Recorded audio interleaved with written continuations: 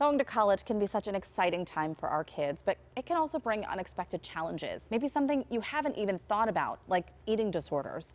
There are some things you can do and conversations you can have.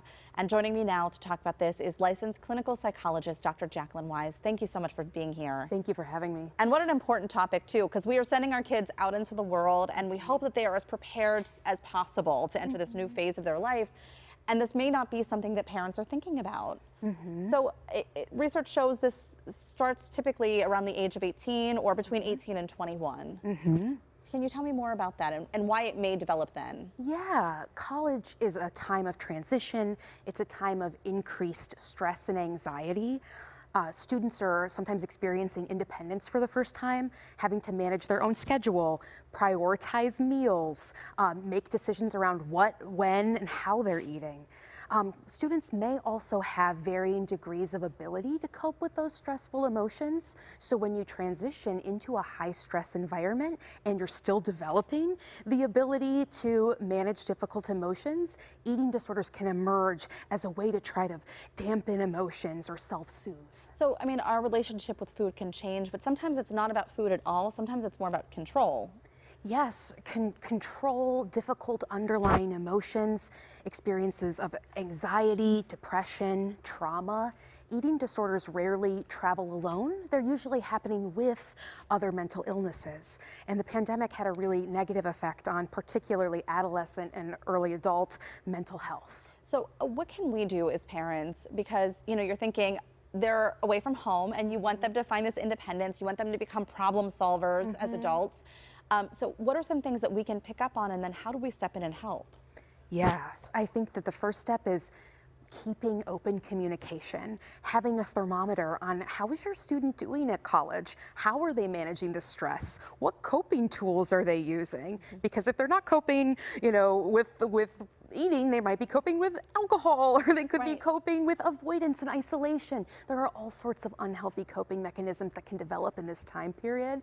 So being able to have a pulse on that and to help your student get connected to support if they need it. Most universities have college counseling centers or student health. There are providers in the community who specialize in eating disorders, like myself. There are more intensive treatment options if once a week outpatient therapy isn't providing enough support, such as the Renfrew Center for in-person or virtual treatment.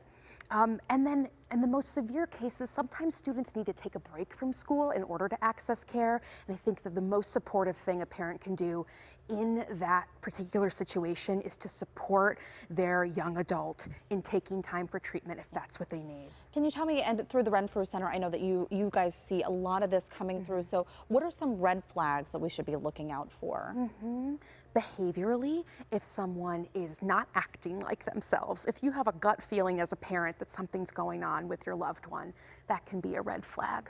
Isolating and withdrawing if they were previously social, not taking enjoyment in activities they used to take enjoyment in, avoiding meals, all of a sudden dieting, being secretive around food, going to the restroom after eating. If someone is hiding or hoarding food, that can be also an indicator that someone's struggling. And can you tell me too, because we've heard a lot about disordered eating, so is there a difference between disordered eating and an eating disorder? Yeah. It seems like a silly question, but is there a difference? So there's a whole spectrum from healthy, adaptive, sustainable relationship with food to someone that might struggle with some anxiety about their body, finding themselves trapped in a cycle of dieting, to when it starts to preoccupy you, limit your quality of life, miss out on other things you enjoy.